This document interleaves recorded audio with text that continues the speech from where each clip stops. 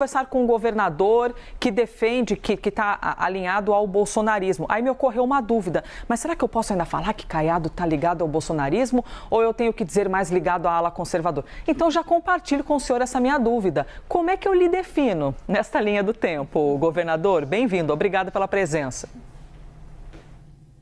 Bom dia, muito obrigado a você, Elisa, a Clarissa, a Larissa e a Isabel. Prazer enorme poder conversar um pouco com vocês sobre esse momento delicado da vida nacional. Você pode me definir como tendo sido o primeiro homem no país, o primeiro político no país, que teve a coragem de enfrentar o PT e o Lula em 1986, quando ele criou o MST e eu criei a UDR. E de lá para cá, eu venho demonstrando a incompetência e incapacidade de gestão, não só do Lula, mas também de todos que compõem a estrutura do PT. Sou o mais longevo adversário do PT no Brasil, na classe política brasileira. Governador, respondeu, não exatamente se ainda está no bolsonarismo, mas também não vou insistir nessa estrada. Vamos aqui em frente para a gente trazer as questões do tarifaço. Eu começo com a Clarissa Oliveira, porque a gente tem muito ali questionar. Governador, por favor, Clarissa. Muito bom dia para o senhor, governador. Sempre um prazer conversar com o senhor. Eu vou pegar embalo um pouquinho no que a Elisa questionou o senhor. Embora ela já tenha desistido, eu não desisti totalmente ainda. E vou acrescentar uma pimentinha nessa primeira pergunta. Já que o senhor se descreveu aí como um dos primeiros homens aí da história do Brasil a ter se posicionado claramente contra o governo do presidente Lula, mas o senhor é também aí cotado para disputar a presidência pelo campo ali da direita, tem se movimentado nessa direção. Então eu já pergunto para o senhor, primeiro, se o senhor for disputar, o senhor quer o apoio do ex-presidente Jair Bolsonaro? E aí eu emendo, em relação ao tarifaço, qual é a sua avaliação a respeito do que está acontecendo neste momento, olhando para a atuação específica de Eduardo Bolsonaro nos Estados Unidos? Como que o senhor avalia a forma como ele está conduzindo essa articulação em solo americano e qual é o papel dele em tudo o que está acontecendo aqui no Brasil? Bom dia para o senhor. Bem, é importante que deixe bem claro a minha posição. Eu sou 100% contrário ao tarifaço. 100% contrário. Certo? Tanto é que, tão logo soube a notícia, antecipei meu retorno de uma missão oficial que fazia no Japão. E, imediatamente, aqui me preocupei em reunir com todos os meus secretários de governo, todos os empresários de todas as categorias, e também representantes de trabalhadores, para que nós pudéssemos também achar alternativas para minimizar essa crise que pode vir, não tendo competência por parte do governo federal e tendo o presidente Lula muito mais interessado em manter este processo num nível de acirramento político muito mais de campanha eleitoral do que como uma postura de presidente da República preocupado com a economia do país. E se vocês notarem bem, vão ver exatamente que o presidente da República, ao invés de, como nós fizemos, governadores, chamar os empresários, seus secretários de governo, ele, ao invés de chamar o Haddad, chamar o planejamento, ele chamou o seu maqueteiro. Esse foi o homem que direcionou as ações do Lula, certo? A preocupação dele não foi com o país, não foi com a economia, não foi com as vagas de emprego, nada disso. A preocupação dele é de palanque para a campanha eleitoral de 2026. Ele hoje está comemorando, ele hoje está cada vez mais se vangloriando de ter chegado a esse nível para tentar aí buscar junto à opinião pública uma falsa tese de soberania, de patriotismo ou de defesa do país. Então é importante que nesta hora, tá certo? Nós que temos responsabilidade e que somos políticos que representamos a nossa população, tenhamos aqui a consciência que este momento é muito sério e não é momento de estar se dando espaço a tititi e a fofocas de A e de B.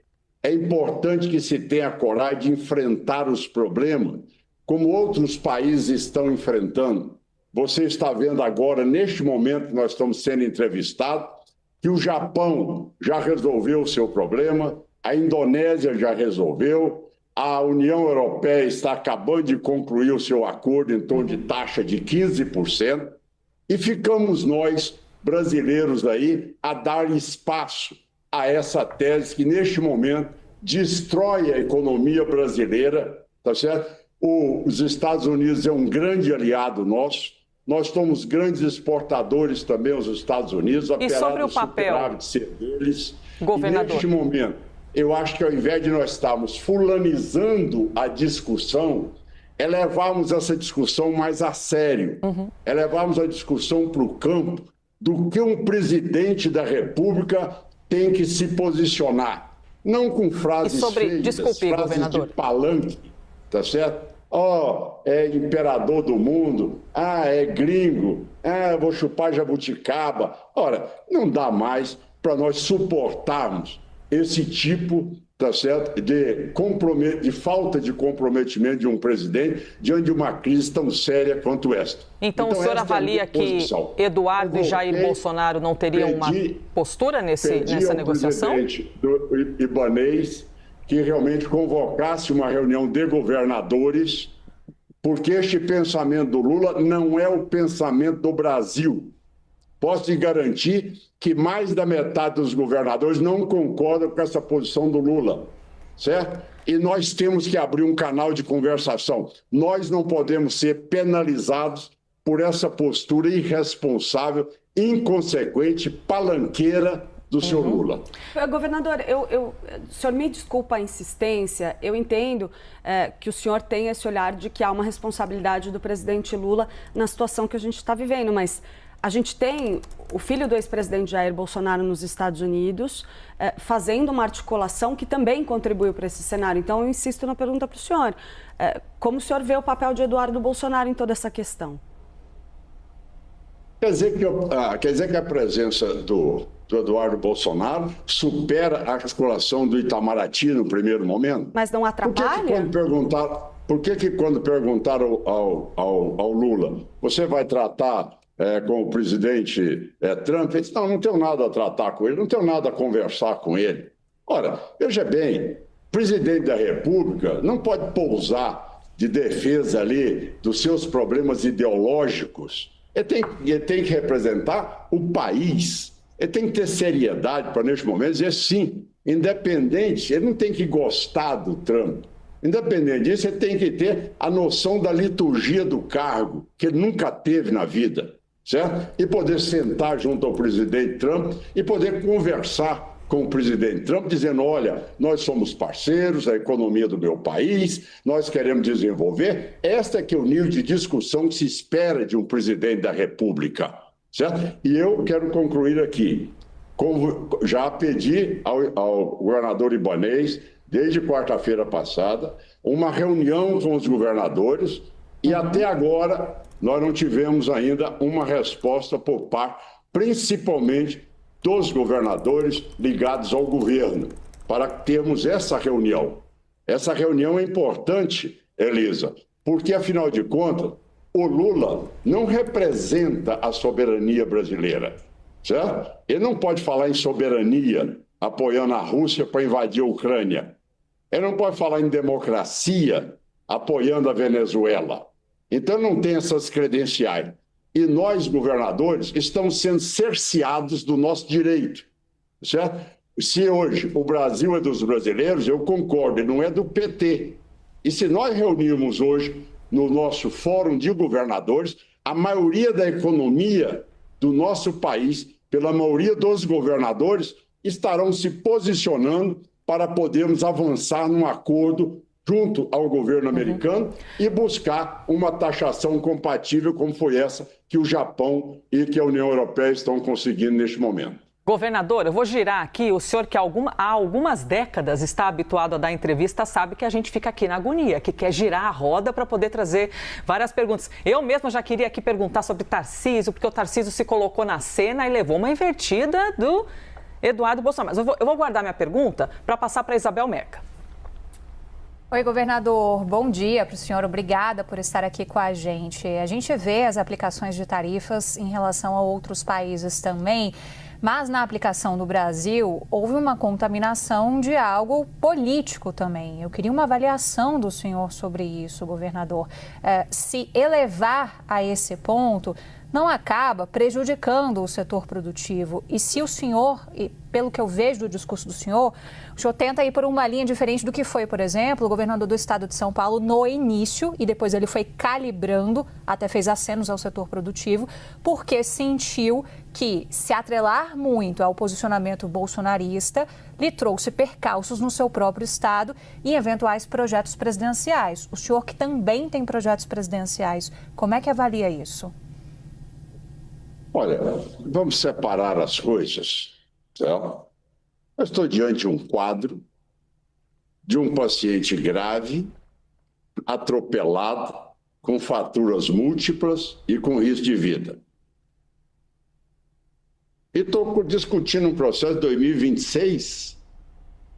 Vem cá, a situação imediata, nós temos que ter, neste momento, noção de responsabilidade e do que é, neste momento, o mais importante, o mais relevante.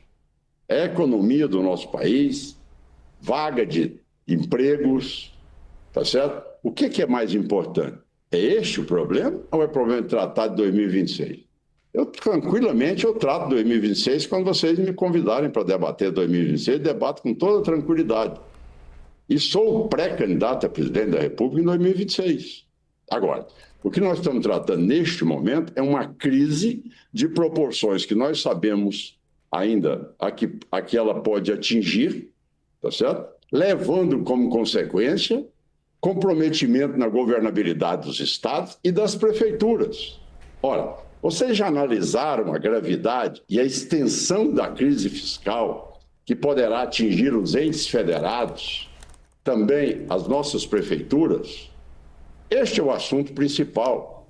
O assunto principal é que tem que ser levado com a responsabilidade de um presidente da República que deveria ter um Itamaraty, sem dúvida nenhuma está sendo totalmente desmoralizado pelo atual governo, pelo atual presidente. Nós temos aí um ministro da Fazenda que não é nem consultado, ele é substituído pelo maqueteiro do Lula. Então, de repente, nós vamos discutir este assunto visando o que vai ser 2026, quem está no palanque é o Lula, com frase feita, não somos nós.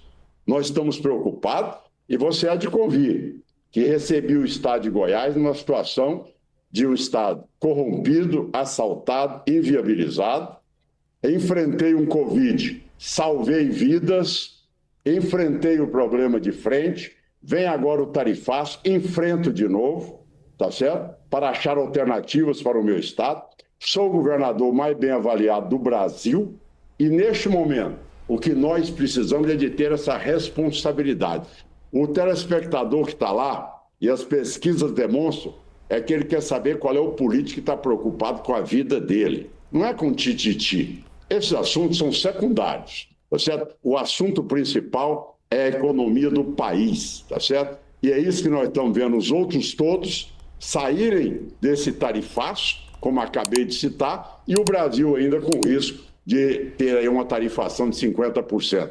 E se nós aplicarmos a reciprocidade, ainda vai piorar mais ainda a vida dos brasileiros. Então, o presidente está blefando com essa reciprocidade. Ele sabe que ao fazer isso, ainda destrói, falo como médico que sou, solicitei que realmente a saúde fosse excluída dessa tributação ou desse tarifaço, até por uma questão humanitária, tá certo? E se for implantado a reciprocidade por parte do governo federal, aí sim que acaba de quebrar toda a estrutura de saúde do nosso país. Então, veja bem, eu acho que as pessoas não estão analisando com dados que deveriam estar, tá certo? A gravidade do processo que nós estamos vivendo. E, de repente, fica a discussão de coisas menores, tá certo? Para tentar aí encobrir a sequela maior que nós poderemos sofrer com essa taxa. Governador, eu fiquei com uma dúvida aqui, eu fiquei esperando a roda girar para poder chegar novamente aqui na minha dúvida. Quando o senhor fala em não devemos fulanizar, e Lula deve sentar, se o Lula quisesse falar, teria sentado, me ocorreu aqui uma dúvida. Por quê? A gente tem uma postura de Donald Trump que é um pouco de vamos negociar, mas se for atendido o que eu quero.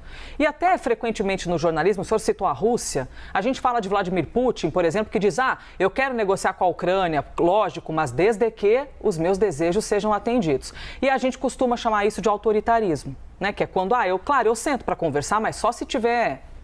Se valer a minha ideia. O senhor acredita mesmo que Donald Trump está disposto a negociar algo que não seja o que ele mesmo quer? Olha, eu posso citar com fato concreto. O Japão não acabou de fechar o acordo em 15%? A Indonésia não acabou de fechar em 15%? A União Europeia não está fechando em 15%? Então, por que não quer? Mas o senhor avalia que ele está disposto a conversar com o Brasil, com o presidente Lula? Porque, por enquanto, o governo fica dizendo que está tentando, mas não está conseguindo contato eficaz. Foi isso que nós escutamos do próprio presidente Lula, né? Pelo contrário, ele disse, essas discussões só vão começar depois que eu tomar as decisões. Eu não vou dialogar com quem é imperador do mundo, eu não vou receber a ordem de gringo.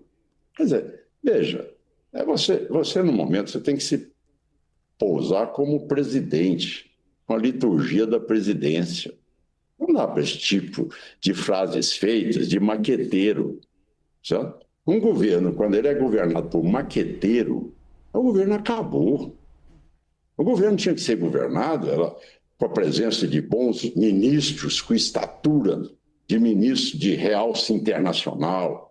Afinal de contas, a economia brasileira é um país relevante, é uma economia hoje substantiva, certo? Não pode ser com ministros que não têm a capacidade sequer de interagir com os demais colegas de outros países. De repente vem um presidente tentar blefar em cima, quando nenhum dos outros presidentes do BRICS, tá certo, quis nenhum comprometimento, nenhum avanço de atrito com o Trump. Ele foi o único que quis mudar a moeda. Veja bem, a desproporção, querer aparecer em algo que ele não tem a menor capacidade de apresentar alternativa, e ele vai provocar as pessoas. Você vê, interessante que eu estava até na Índia, logo que o Trump foi eleito, imediatamente o Narendra Modi saiu da Índia e ficou lá quase uma semana nos Estados Unidos negociando. Voltou agora, de novo, para negociar. É importante para ele, já conseguiu taxas bem especiais ou excelentes para o seu país. E esses países, claro, não têm o fator ex-presidente da República, Jair Bolsonaro, alinhado diretamente com Donald Trump, e Eduardo Bolsonaro, que também está nos Estados Unidos, né? A gente tem esse acréscimo que é muito importante, porque Jair Bolsonaro é uma potência social aqui no Brasil. Sim, mas você tem que entender que você, ao ser presidente da República, você tem que se colocar ali, tá certo? Se o ministro tem que ir embora para os Estados Unidos, chegar lá, ir lá, conversar, dialogar, discutir, tá certo? Você tem que quebrar esse sentimento, que não pode ser uma discussão ideológica neste momento. Deixa o Lula, eu não gosto do Trump, tudo bem, isso é um problema dos dois. Agora, presta atenção, o que o meu pecuarista aqui, o meu produtor aqui, tem a ver com este problema? O que nós temos a ver com isso? Não tem nada a ver com isso. Então, se você reunir hoje a maioria dos governadores, nós teremos uma ampla maioria, principalmente os mais penalizados, que não comungam com a tese do Lula e que querem abrir uma negociação com o presidente Trump. Então, como é que ele fala? O Brasil é dos brasileiros. Sim, o Brasil é dos brasileiros, não é do PT. Agora, nós brasileiros, eu fui consultado, eu sou um governador de estado. Essa postura do Lula, ela é convergente com a postura dos governadores? Nós fomos ouvidos para isso? Não. Governador, eu agradeço demais a sua gentileza. Eu preciso encerrar a entrevista.